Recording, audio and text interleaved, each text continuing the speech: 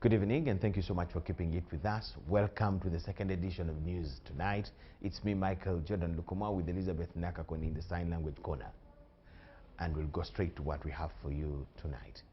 Security agencies are investigating the wealth and assets for the Speaker of the 11th Parliament, Anita Among, with police towing two of her vehicles from her residence in Chigo. The inquiry, sanctioned by President Museveni, focuses on alleged unexplained wealth and the acquisition of high-value assets, as Ivan Kawa reports. Police have towed two vehicles belonging to Anita Among, the Speaker of the 11th Parliament, from her Chigo residence in Wakiso district in an ongoing inquiry sanctioned by the head of state. The inquiry is examining allegations of unexplained accumulation of wealth, including the procurement of a Rolls-Royce valued at 3.4 billion shillings. Investigators are also seeking to establish whether the source of funds used to acquire several high-value assets matches Among's declared income and whether all assets are properly declared to the Inspectorate of Government. The civilian number plate Rolls-Royce was towed alongside the customized number plate Range Rover from Among's residence in Chigo. The vehicles were escorted under tight security to Naguru Police Headquarters in Kampala.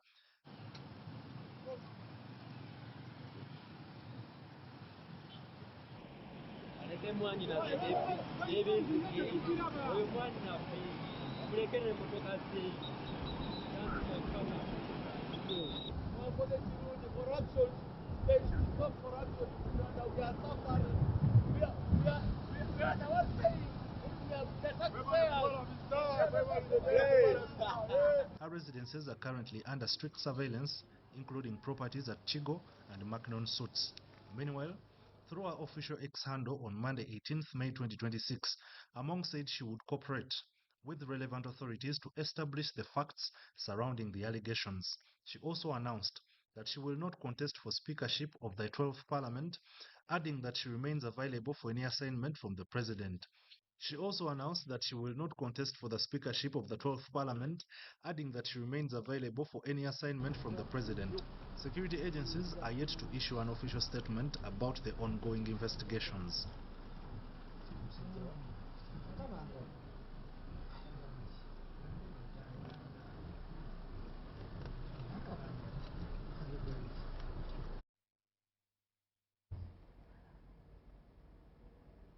More members of the outgoing parliament have welcomed the investigations of corruption as leveled against the former Speaker Anita Among.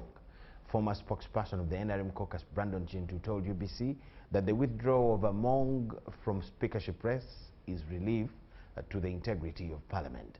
This comes at a time when police and sister security agencies have intensified investigations into claims of illicit enrichment and corruption by Anita Among. It is no longer a secret to the public that former Speaker of the 11th Parliament, Anita Among, could face corruption charges. As a Christian, we know that there is time for everything. Leaders come and leaders go, but leadership remains. Probably this was the most appropriate time.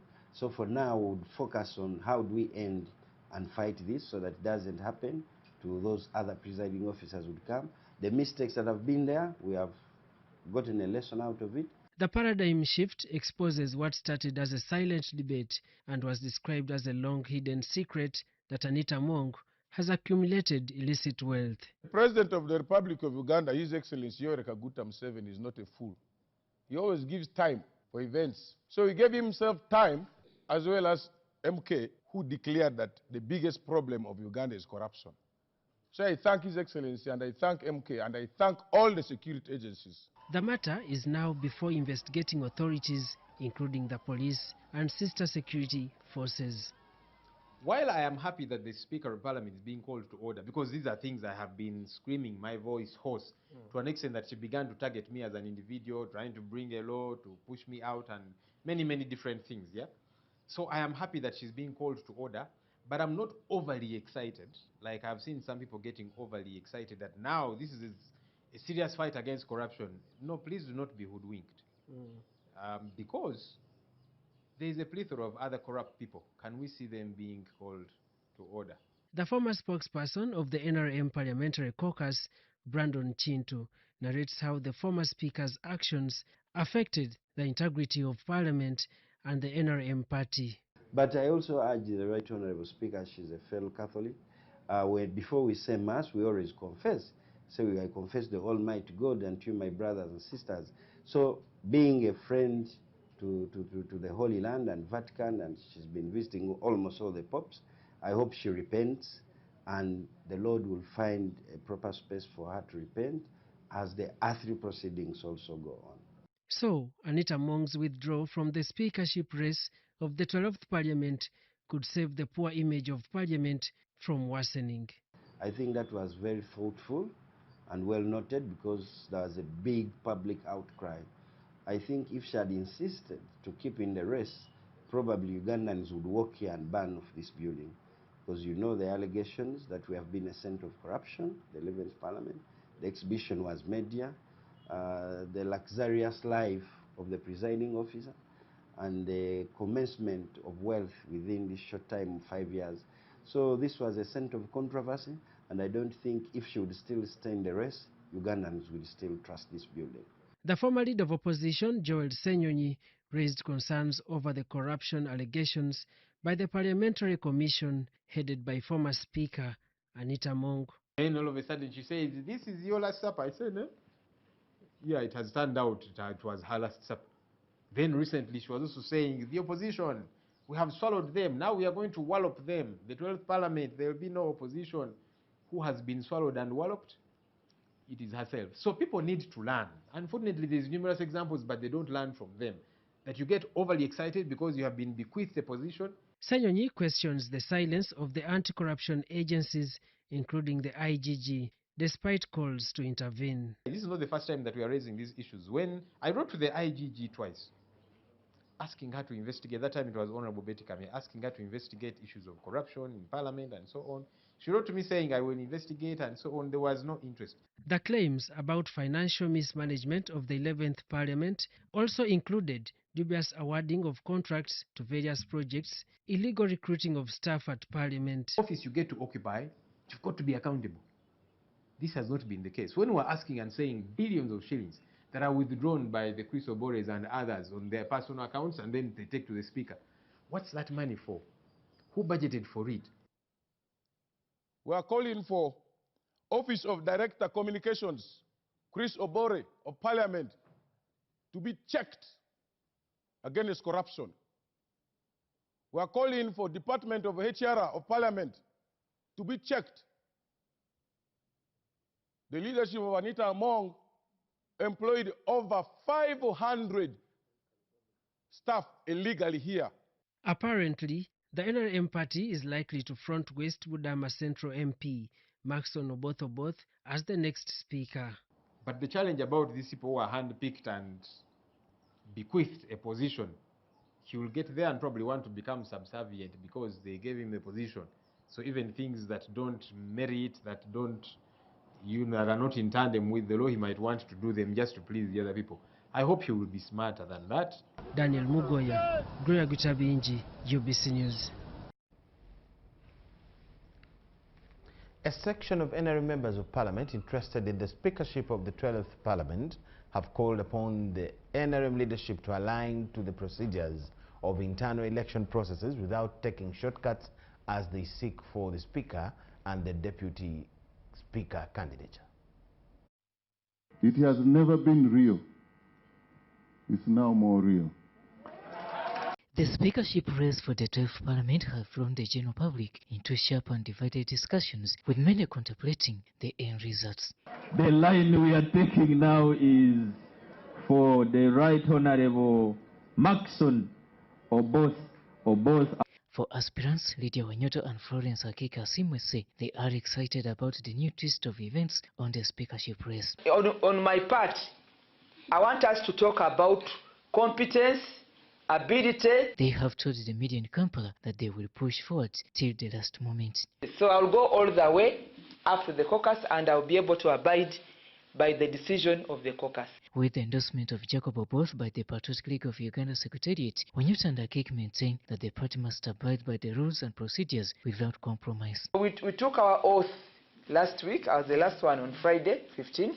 So this week, we are beginning this week in anticipation that there will be call of interest and that we shall have caucus, and we discuss how we get a speaker and deputy speaker. They also propose amendments in the party constitution to eliminate incompetent candidates. You who went here and opposed, how did you become an opposed?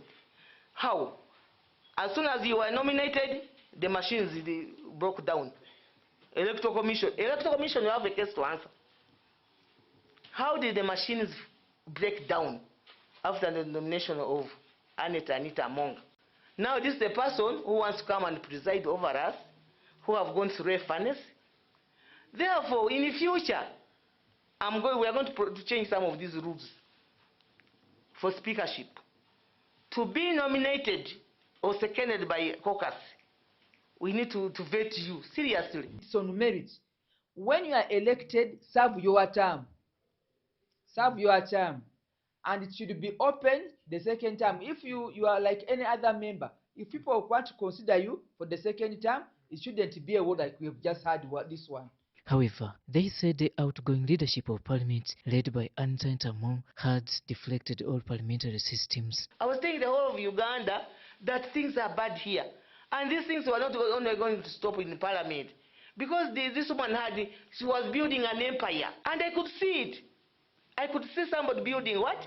An empire that could actually overturn the whole of this country. The Saturday Mukono PLU endorsement of Jacob Oboth remains challenged, with many questioning its legality. You don't just go to media and you have been appointed, you have been endorsed. This business of endorsement we have refused. It started with this Seki, now MK, please, we have our rules here. We respect you, but let us follow the rules. As a guest at Honorable both is home. When you're a guest, you are supposed to behave. You cannot begin rioting there and behaving. But from the bottom of my heart, he's a colleague I've worked with and I support. So when that talk came up, I personally felt happy, but I welcomed him to take up this interest. But the process must happen. PLU is a pressure group within NRM. And I don't see any problem with the PLU laying pressure on NRM as a party. And if the pressure they lay yields positive results, you credit them. If we are to follow the letter of the law, SEC has to make a decision. But I want you to understand that most of the youths in this country identify themselves with the PLU. And even those in leadership do identify themselves with PLU. PLU cannot be divorced from the NRM. Meanwhile, the NRM Electoral Commission says it is waiting for the party's topmost organ, SEC, to pronounce itself on this matter. If the caucus is next week, Monday, oh, good. By Saturday, the nation will have known who the NRM flag bearer for speakership will be. By Saturday. I think we don't have any problem with that. We only need guidance from Honorable Obua's letter. Once His Excellency writes to us that do the following, and we kickstart the process, all will be good. The floor is open and the tune is one. However, the entertainers are many, with one adjudicature.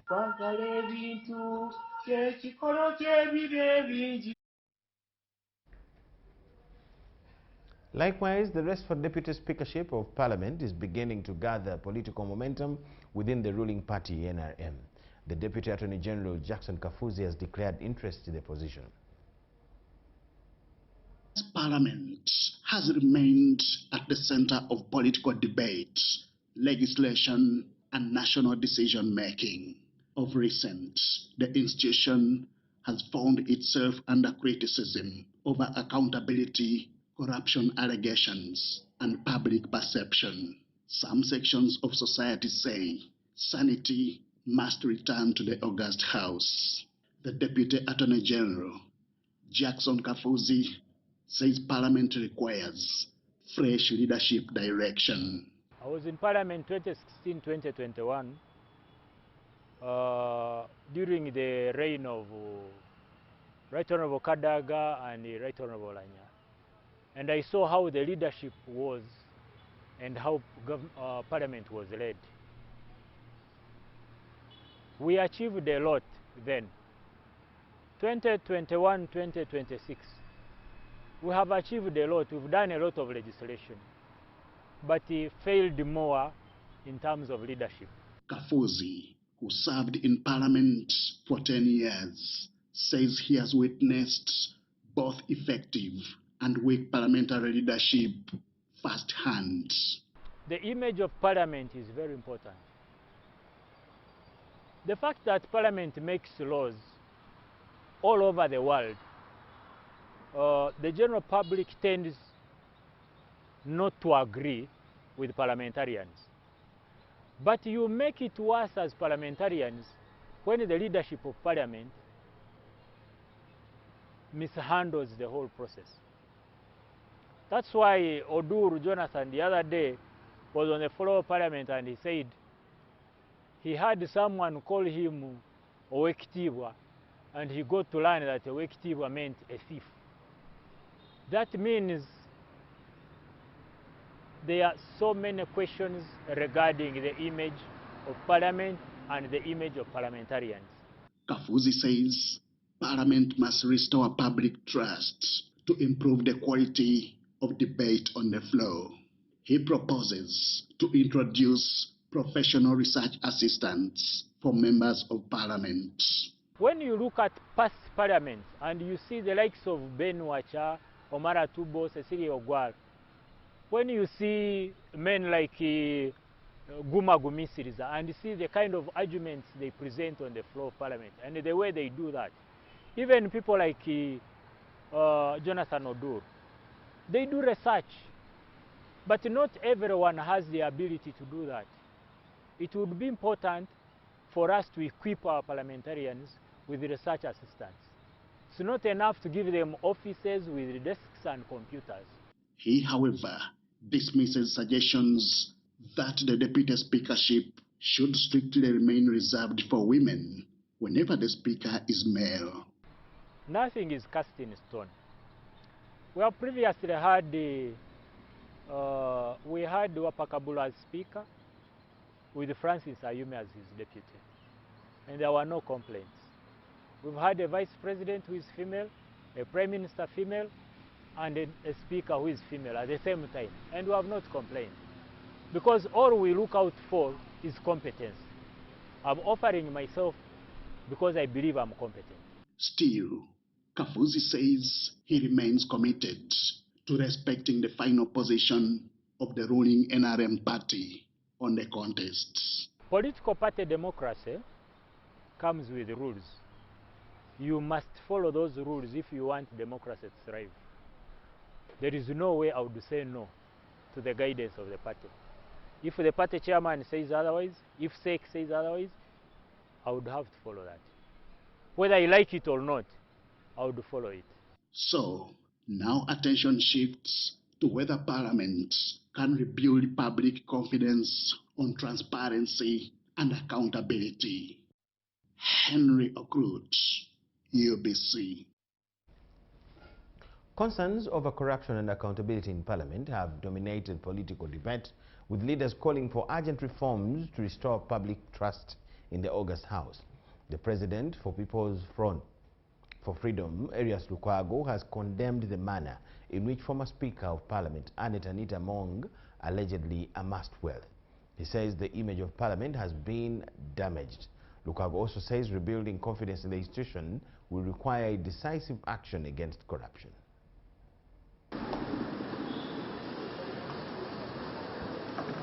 Anita the spendthrift, Anita the kleptomaniac, Anita the extravagant person was so showy to the extent that she had to expose each and every aspect of her wealth which she has accumulated within this period of 5 years as a Speaker of Parliament.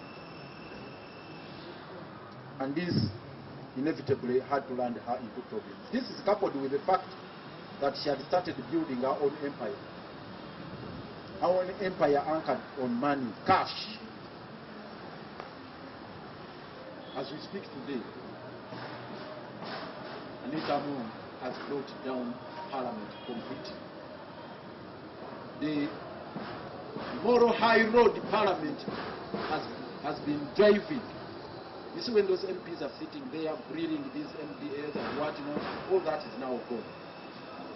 their image. Of course, it had been in one way or the other compromised, and they were suffering a credibility crisis. But even that little credibility Parliament had reserved was left with in these Anita Mongo shenanigans, almost finished, gone.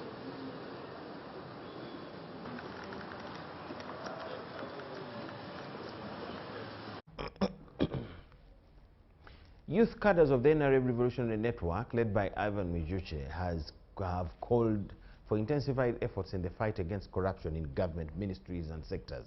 At a press briefing, the youth leaders said that focusing investigations on only the former Speaker of Parliament on corruption allegations will not address the problem, since corruption is widespread in several government institutions. The change of faces in the election of Speaker of Parliament is not a fundamental change. It is merely a change of guard. These are my reasons. Aren't your children still dying in hospitals? Aren't civil servants still marginalized? Aren't people stealing money as we talk right now? Do the students you sent at campus have money to clear their tuition? They are starting exams today. The people who are here with me, do you have lunch for today? No. So now why are you celebrating that Among is gone? What has it changed in your life? Is your life better now that she's gone? 51% of the households in Uganda are still poor. Nothing has changed. They be able to smile that AAA is gone, yet if my wife fell pregnant right now, she can't get proper treatment if I have less than 1 million. We have people in government, office of the president, office of the prime minister. They have been cordoned off. They are untouchable. They are RDCs whom, instead of supervising government programs, are instead enabling theft of money from government programs. And instead of carrying the numbers, they are advocating for these people to be given 9 million a month to steal better or to enable the supervision. I don't understand. The reason to why we call upon His Excellency Kaguta Museveni to appoint the CDF as the Vice President of this country is that in the order of hierarchy, him being number 27, but he has managed to conquer and capture the spaces, fought against corruption, whereas the other 24 are sleeping. It is on that order that we call upon His Excellency Kaguta Museveni that regardless of the number of the CDF being 27, but he can perform more better than he's performing now when he's the second in command. We thank you so much for watching. Let's take a short break.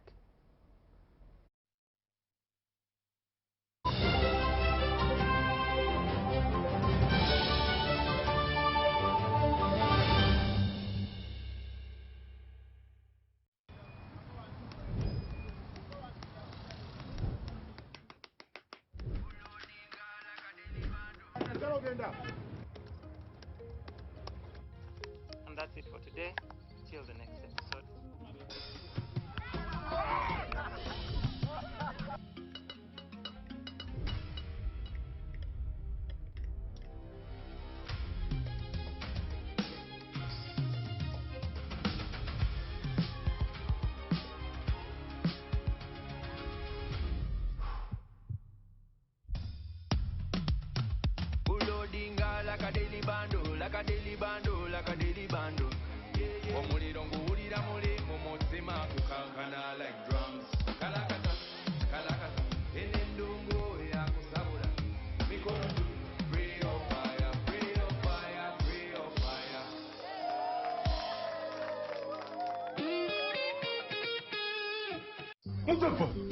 Welcome home. It is small, but it is something. Everyone starts from somewhere. Welcome home. The problem is the foundation. You know the kind of cement I'm using in this foundation? I guarantee you even my grandchildren will come and find this house. Muzafaru, the day I decide to build, in fact, I will import the foundation into the country. By the way, your security lights, they are very small. Me, when I build my house, I will put a motion sensor. As you can see, the living room, I managed to bring in some tiles. And I told you, when I build my house, I get tiles from Italy raw, bring them here, original. This nonsense of having one TV, me! Some people talk about building houses, others build them. Do you have land? I am working on it. You buy your buy today and get the job done. Strong, reliable, available at hardware shops countrywide.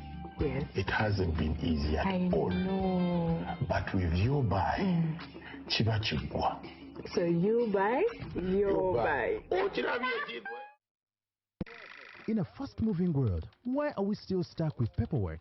Signing here, stamping there, moving from office to office. It's exhausting. Now, there's a better way. With UGPass, you can securely prove your identity, sign documents, and access government services anytime, anywhere. No delays, no stress. Everything is instant, safe, secure, and government-backed. UGPass, your identity secured. Available on the Apple App Store and Google Play Store. UGPass is a product of NITA Uganda.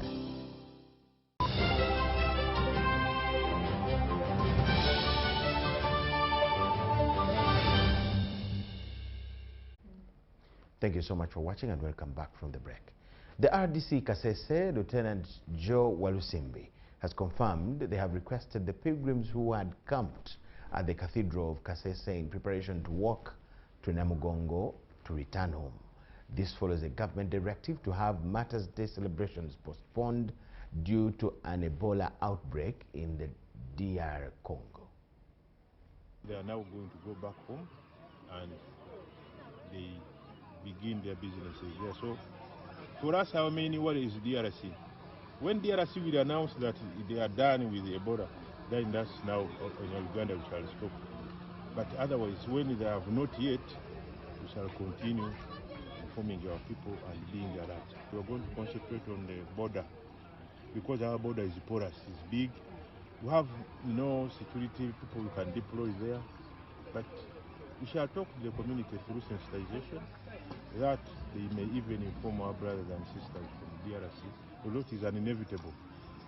Some people have gardens in DRC and others come in Uganda, They come for medical in Uganda and maybe others go to Congo for trade. So we have to sensitize the people to see that at least we go out of this way. Tulikuwa tayari kuenda kwa safari ya Namugongo. Sasa tumerudi kwa sababu wamesema wagonjwa 3 wamepatikana Kampala, fasi tungelienda.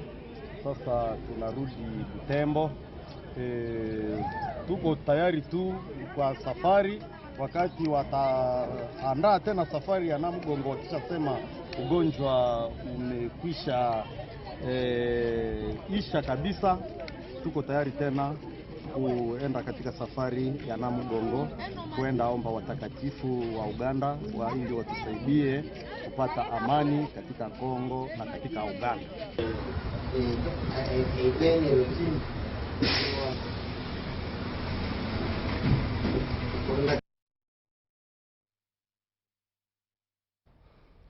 The Nubian community in Arua and the Kebu and Lenyu communities from Zombo district have petitioned the Equal Opportunities Commission Tribunal over alleged discrimination in access to social services, including health, education, and justice. In the ruling, the tribunal warned government against undermining constitutional rights that guarantee equity and inclusion for all in Uganda. About the Nubian community from Arua district, together with the Kebu and Lenyu communities from Zombo district, petitioned the Equal Opportunities Commission in May 2025, citing what they described as direct and indirect discrimination. You go to school under a thematic curriculum, our children are not what? Our language is not taught. Our children are taught with other language. You go to the hospital and start speaking with the sign language. They don't understand one another. We, the Kebu, are not being satisfied in Zombo district. Because of our low population, none of these bright sons of ours has prospered to a political position. During the tribunal hearing, representatives from the marginalized groups highlighted challenges including limited access to education, inadequate political representation, and lack of an ancestral homeland, among other concerns. There has never been a religion called what? Called Nubi. But due to marginalization, people just pretend that Nubi is Islam. The truth is, Nubi are predominantly Muslim, but not all Muslims are Nubi. The district is also a polygamy home because we have a number of tribes in Zombo district.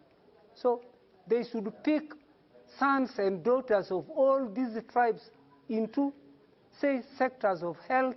They say they want full inclusion in all government structures and recognition of their local languages across different sectors, especially in early childhood education centers.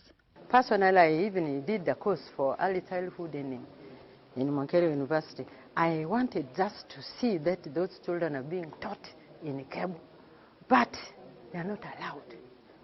Teachers are not allowed to talk there. You go to court, someone is accused or he raised a concern in the court. There are some cases which have been adjourned due to lack of interpreter.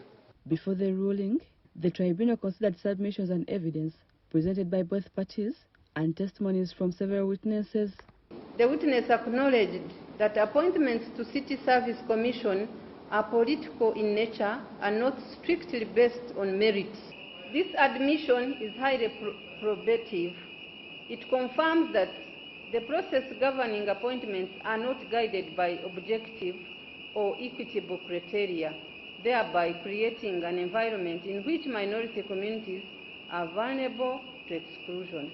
In its ruling, the Equal Opportunities Commission Tribunal directed government and relevant agencies to establish policies and affirmative action programs that promote inclusion and protect the rights of marginalized communities.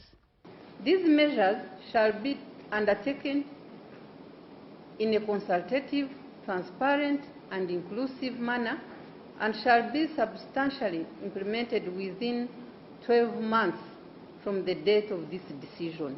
Some of the complainants have welcomed the ruling. I am just hopeful that they are going to be followed. The judgment is a step forward for us, not only the Nubi, but all the marginalized group. Rebecca Nantongo, Susan Nabugude for UBC News.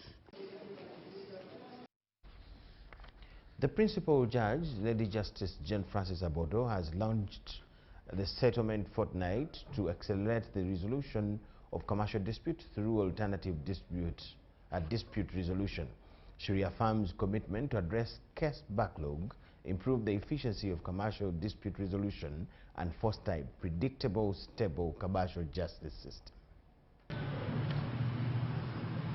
This launch is both timely and significant. For too long, our commercial courts have witnessed a steady rise in the volume and the complexity of disputes, particularly those emanating from the banking and financial sector.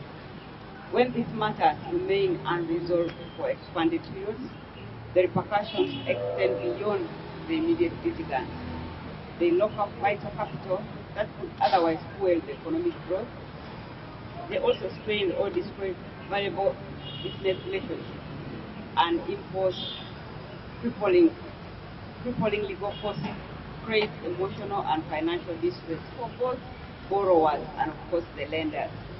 And ultimately, they erode public confidence in our financial system and, of course, ultimately in the administration of justice. We have also come to appreciate that the dispute that drags on for years through multiple layers of litigation often leaves the parties exhausted, financially depleted, and dissatisfied. In many cases, the formal constitution arrives too late to salvage the underlying commercial objectives. This is why the judiciary has elevated the alternative or the African dispute resolution. This settlement fortnight is very critical because the amount of value held in cases in this court is really high, because you are talking about over 3 trillion shillings. Now, the cases that are going to be disposed of that have been listed for mediation, you are looking at about 700 billion shillings that we expect to this settlement fortnight to be able to unlock. We are very happy with this court process of mediation. As traders, we have very many disputes here, and with banks and insurance companies.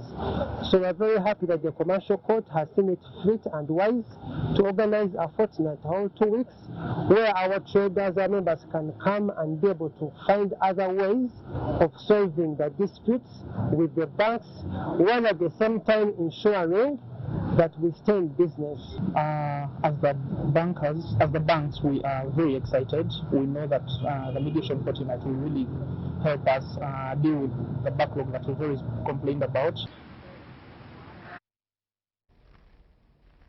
Uganda has joined the rest of the world to celebrate the 2026 International Museums Day at the Dams Water Playground in Jinja City on the theme Museums Uniting the World. Minister for Tourism, Wildlife and Antiquities, Kano Tom Butime, reaffirmed the government's commitment to develop different tourist sites, including museums, to attract more tourists to boost foreign exchange.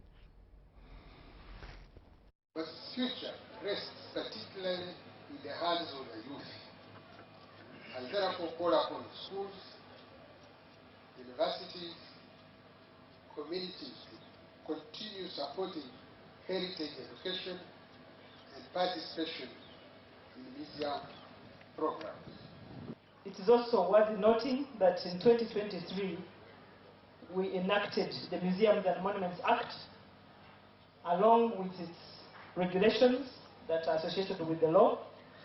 And under that act, we have now over 300 cultural and natural heritage sites, including some of those that I have mentioned in the Busoga region. And we have a duty as government to develop these sites, especially that one of the strategic objectives of the tourism sector is to diversify our products.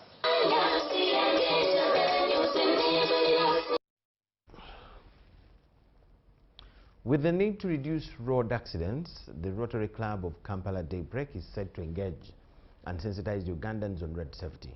The club leadership says that educating the public on proper road use will help reduce the increasing number of road accidents. The 2025 Uganda Police report shows that road traffic deaths increased to 5,383, averaging 15 deaths per day. Most crashes happened during that day. Fatalities were highest between 6 p.m. and 8 p.m., with 3,484 deaths recorded. The same had the highest number of crashes at 2,443, while June recorded the lowest at 1,978. Pedestrians made up a large share of fatalities, with 43% killed while crossing roads, 32% while walking along roads, and 9% while standing by the roadside. It is to make sure that they make proper use of the roads.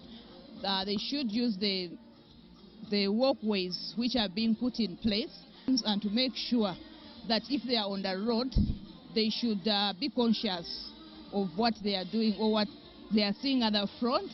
Rotary Club of Kampala Daybreak will engage border riders and other road users in public awareness campaign to reduce road accidents.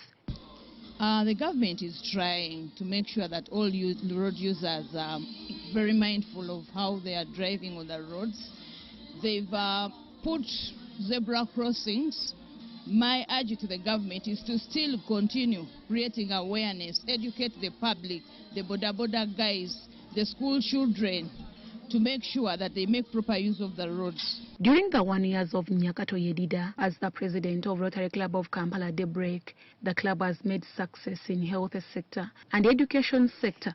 At Daybreak, we've managed to speak to the youth, talking to them about the abuse of drugs, alcohol, and other substances. We've also had to bless the elderly as we celebrated the International Day for the Elders. We gave out food items, wheelchairs, walking sticks. At the handover ceremony of Rotary Club of Kampala Daybreak in Kampala, the club was held for changing lives in communities where the new leadership will start.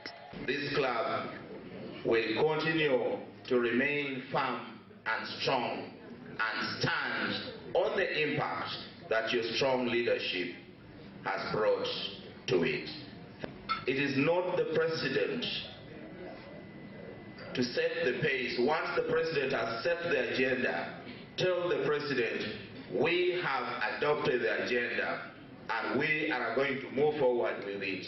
We are going to take it ahead. Deborah Namamonde, Viola Nansubuga, UBC News. The increasing rate of malaria in Mukono district has stressed the Ministry of Health as 27% of patients tested positive of malaria. The district spokesperson for malaria, Dr. James Kawesi, said that the disease is most common among pregnant women and children under 5 years of age. In Mukono district, as we are standing now, out of the people who are tested, 27% are positive. They test positive of malaria, and this one is a very big number, as we know that malaria cripples the household economic development. So we have come out as a team. Population at risk for malaria in Mukono are children under 5 years and the pregnant mothers. These two categories are most likely to develop severe forms of malaria in the case of any episode of malaria, and they become very vulnerable. When malaria attacks them, it progresses very fast from simple malaria to severe malaria, whereby chances of survival are very minimal. The pregnant mothers, it causes abortion, it causes anemia. The younger children, they can die anytime because of the severe forms. And because of this, we are mobilizing mothers. We are talking to them to come early, to seek early treatment. In the case of anything, come for antenatal very early, because we know during antenatal we also sensitize them and also distribute mosquito nets. We have convened the clergy leaders in the Mukono district, and here basically, according to our policy as a ministry, we work with the different stakeholders, and one of the main stakeholders are the clergy leaders. There's a lot of misperception. People think diseases like malaria, diseases like TB, HIV, these are things that have been there, so it's like it's a normal thing. But in reality, people are dying. People are dying, so we need to really ensure that people understand this, and they come up, let them be part of the health in terms of fighting the disease. Let them be part of the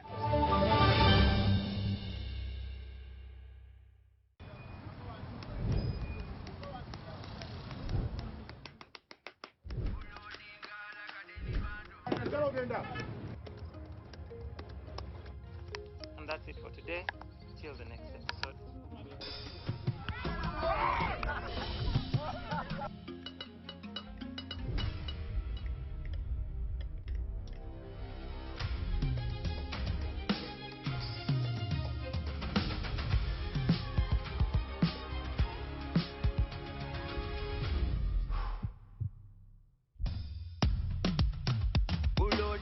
Like a daily bando, like a daily bando, like a daily bando. Omuliro nguwulira muli mu mutima kukankana like drums. Kalakata, kalakata, enendungu ya kusabula. Mikono juu, free of fire, free of fire, free of fire.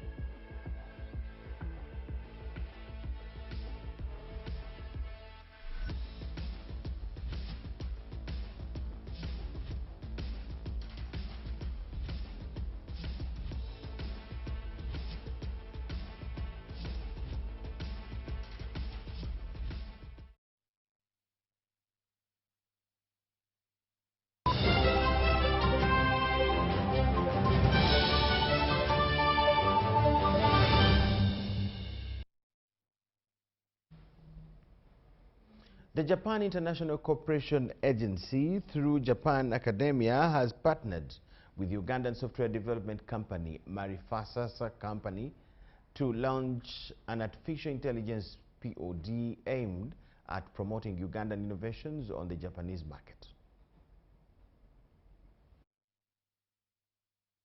The AI Pod initiative by the Japan International Cooperation Agency JICA through Japan Academia in partnership with Marifasasa Company Limited seeks to create a platform that opens up opportunities for Ugandan software engineers within the Japanese technology ecosystem.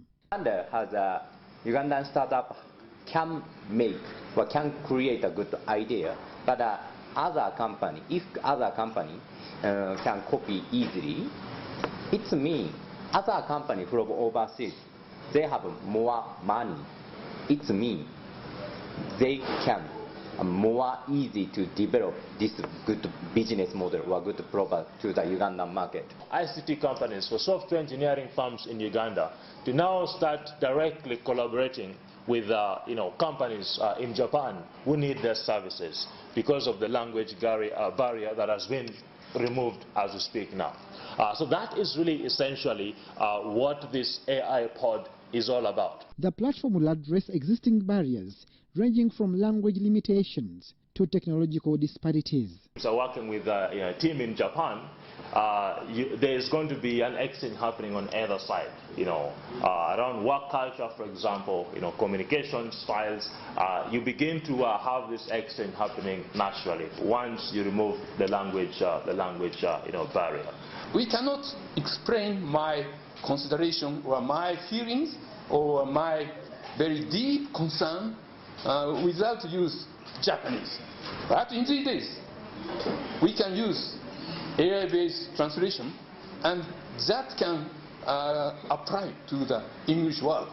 Through this arrangement, Uganda innovators will participate in the business process outsourcing strategy that unlocks employment opportunities. Opening up a platform that helps us to attract more Japanese companies to be able to outsource work to Uganda, that will bring more jobs to Uganda. That will bring more jobs to our young engineers who will be able to find meaningful and dignified employment opportunities. We are, of course, guided by the data protection laws that exist, within the country, things like the domiciling of data and all of that. All Ugandan startups enrolled on the BizLink platform will benefit from a 30 days free AI pod access window to market their innovations. Abdul Nasser Lobama and Rogers Komagum for UBC. The Ebola virus outbreak in the Democratic Republic of Congo has become an international concern. The designation aims to coordinate a strong international response to end the outbreak, which has also been reported in Uganda. World Health Organization has sent health experts and medical supplies to curb the spread of the disease. Racing against time to stop the spread of the Ebola virus. UN agencies are scaling up the delivery of medical supplies to Ituri province following the confirmation of the infectious disease on Friday. More than 240 suspected cases and 87 deaths have been reported in 2 mining towns so far. The WHO has prompted global partners to aid the DRC government. This is a local challenge needing leadership on the front lines, and we're going to have it and we're going to support it. But this local challenge can go global in an instant. And those are the stakes that we're all aware of, pushing a pandemic to where it belongs and ending it. The outbreak caused by the Bundibujo strain has been reported in Uganda. Authorities have also confirmed a case in the Congolese capital, Kinshasa. In both cases, patients are believed to have traveled from Ituri. International health organizations have mobilized more than 600 kilograms of medical supplies to support the DRC government to treat Ebola patients and stop the spread of the contagious disease that has occurred in a region affected by conflicts. Officials fear that displacement of populations and cross-border trade may hinder response efforts. I think that the main challenge we are going to face in Ituri is the population, because the population there is very, very important, and they're going they go everywhere. So you know that there are many traders there, so the people are going everywhere. This is the the big issue we challenge there. Countries bordering the DRC are considered high risk. The WHO has urged them to enhance surveillance and report cases. Rwanda has closed its border with the DRC in the western province of Rubavu following the announcement. The latest Ebola outbreak is the 17th in the DRC since 1976. Scientists say the disease spreads through contact with the bodily fluids of infected people. Chris Ochamringa, CG.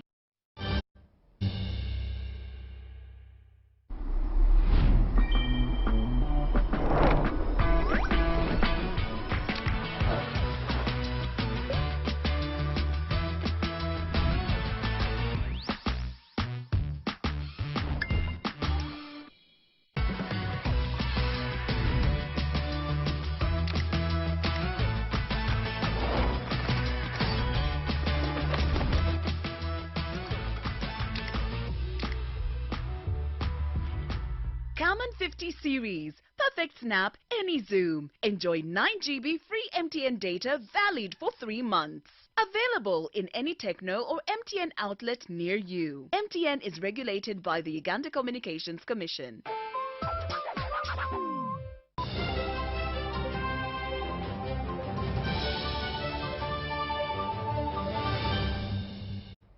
Young karate athletes returned to the mats at Malaria Hill for the second edition of the Students' Kumite and Kata Championships, bringing together more than 50 competitors from different schools across the region. The championship featured participants aged between 4 and 11 years who showcased discipline, skill and determination in both Kata and Kumite categories as organizers intensified efforts to promote karate at the grassroots level and nurture the next generation of talent. Because you don't just train and then it's also fun to compete in competition. I came to this competition in order to improve my skills, and then also karate teaches us how to protect ourselves, then also discipline ourselves and help others in need if they need help. Tusuubira nti ennamba eno yeeyongeddeko okusinziira ku bwe yali omwaka oguwedde, ate era nga tusuubira nti n'omwaka ogujja ejja kuba yeeyongeddeko. Enteekateeka eno eyamba abaana bano ababa bajoyiniza omuzannyo baba babegase ku muzannyo guno gwa karati okubeera nti bafuna omukisa okugezesa ebyo bye baba bayize nga batrayininga oba bayiga omuzannyo guno. So ku mulundi guno tuyambiddwa nti tubadde n'emitendera egy'abaana okuva ku myaka 5 paka ku myaka 14 era nga ze categories ez'enjawulo zetuzza tukutulamu. Olw'okubeera nti abaana bano abasinga bali wansi w'emyaka 14 bonabona bakyali kumpi mu bracket y'emu, tetunaba kubaawulayawulamu nnyo. Naye nga tusuubira mu mwezi gw'omukaaga okubaako bannaffe abamu abajja okutambula okugenda e South Africa, tujja kubeerayo ne African Seminar egatta sitayiro za gojukai mu Africa yonna, era nga event we tuba tumaliriza eno gye tugenda okuba nga tukolako.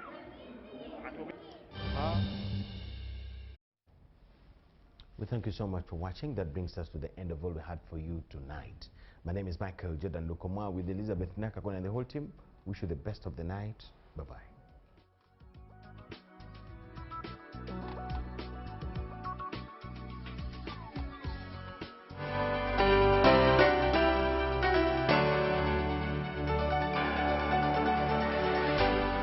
UBC, inspiring Uganda.